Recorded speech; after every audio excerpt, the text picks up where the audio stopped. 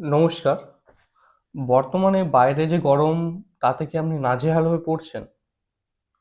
কিন্তু আপনি কি জানেন যে অতিরিক্ত গরম শুধুমাত্র আমাদের অস্বস্তিকরই নয়, এটি আমাদের শরীরের মধ্যেও প্রাণঘাতী হতে পারে। বিশেষ করে হিটস্ট্রোক, যা মুহূর্তের মধ্যে আপনার শরীরকে বা শরীরের বিভিন্ন অঙ্গ-প্রত্যঙ্গকে ক্ষতি করতে পারে বা আপনি যেকোনো কিছু বড় সমস্যার সম্মুখীন হতে পারে। তো আজকের ভিডিওতে আমি শেয়ার করব যে কিছু উপায়, তার মতো ৫টি উপায় আর কিছু সুপারফুড যেটি আপনার শরীরের এই প্রাণঘাতী সমস্যাকে দূর করবে, আপনার শরীরকে ন্যাচারালি ঠান্ডা করবে এবং আপনাকে অনেকটা স্বস্তি দেবে। তো ভিডিওটি শেষ পর্যন্ত দেখতে থাকুন এবং যারা এই চ্যানেলে নতুন অবশ্যই চ্যানেলটিকে সাবস্ক্রাইব করুন। আমি অনিত মণ্ডল, একজন মেডিকেল প্রফেশনাল। চলুন ভিডিওটি শুরু করা যাক। আর এই ভিডিওর মাধ্যমে আমি শেয়ার করব সমস্ত তথ্য। তো ভিডিওটি শেষ পর্যন্ত দেখতে থাকুন। তো প্রথমেই আমি জেনে রাখি যে হিট স্ট্রোক কী, এর লক্ষণ কী কী। প্রথমেই জানা দরকার যে হিট স্ট্রোক আসলে আমাদের শরীরের যে তাপমাত্রা হয়, সেই তাপমাত্রা যদি ১০৪ ডিগ্রি সেন্টিগ্রেডের উপরে চলে যায় আর শরীর যদি সেই তাপমাত্রাকে নিজে থেকেই কমাতে না পারে, তখন কিন্তু এটি হিট স্ট্রোকের দিকে লক্ষণ হয়।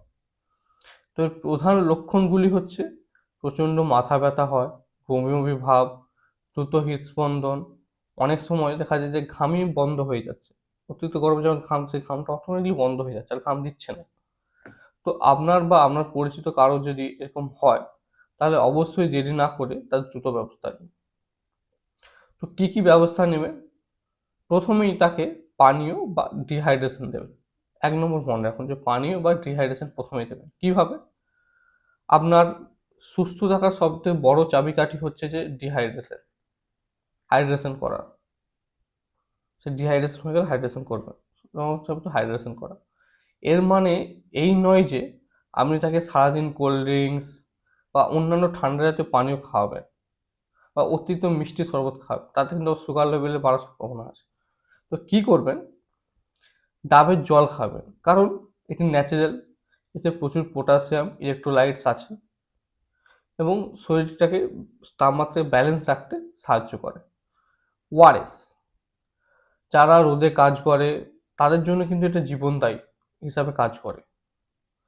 বাড়ি তৈরি হচ্ছে বা বাড়িতে তৈরি ঘোল বা লস্যি কিন্তু খুব ভালো জীবনদায়ী হিসাবে কাজ করে।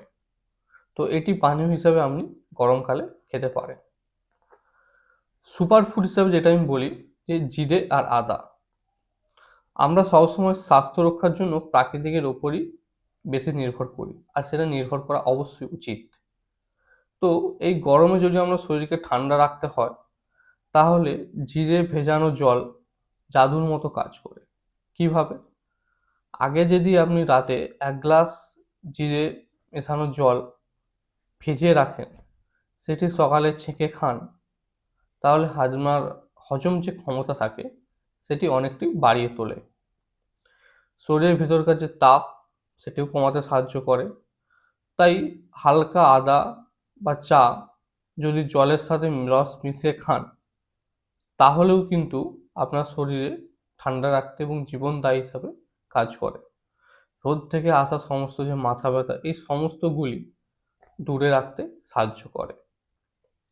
এবার মেন জিনিস আমাদের যে খাদ্যাভ্যাস আর পোশাক, এই দুটি জিনিস পরিবর্তন করতে হবে। কি পরিবর্তন করতে হবে সেটা আপনাদেরকে বলি। যে গরমে কি খাচ্ছেন তার উপরে কিন্তু অনেক কিছুই নির্ভর করছে। অতিরিক্ত তেল মশলাদার খাবার বিষের মতো। চেষ্টা করুন লাউ, ঝিঙে, পটল, যে গরমে সেসব শাকসবজি, সেসবগুলো খাওয়ার জন্য। তাহলে কি হয়, এগুলো যেহেতু হালকা রঙের জন্য যে রোদ শোষণ ক্ষমতা কমে যায় এবং এইসব সবজি ঝোলের মতো করে খেলে, কম তেল মশলা দিয়ে খেলে কিন্তু খুবই ভালো হয়। আর এগুলি হজম করাও সহজ। আর পোশাকের ক্ষেত্রে যে জিনিসটা আমাদের মনে রাখা দরকার, যে গরমকালে হালকা রঙের পোশাক পরবেন। কালো পোশাকটা একদম অ্যাভয়েড করবেন, কারণ কালো রোদ শোষণ করে নেয় সমস্ত কিছু, সে সমস্ত কিছু আলো শোষণ করে নেয়। তো গরম লাগবে আপনাকে, তারপরে সাদা কালারের বা হালকা যে কোনো কালারের পোশাক পরতে পারেন, এতে ঘাম সহজেই শুকিয়ে যায়।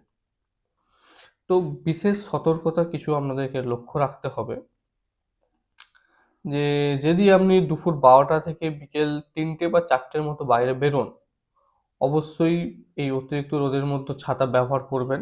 ছাতা ছাড়া কেউ বাইরে যাবেন না। বেরোতে হলে ছাতা তো রাখতেই হবে, তার সাথে সাথে সানগ্লাস ব্যবহার করুন।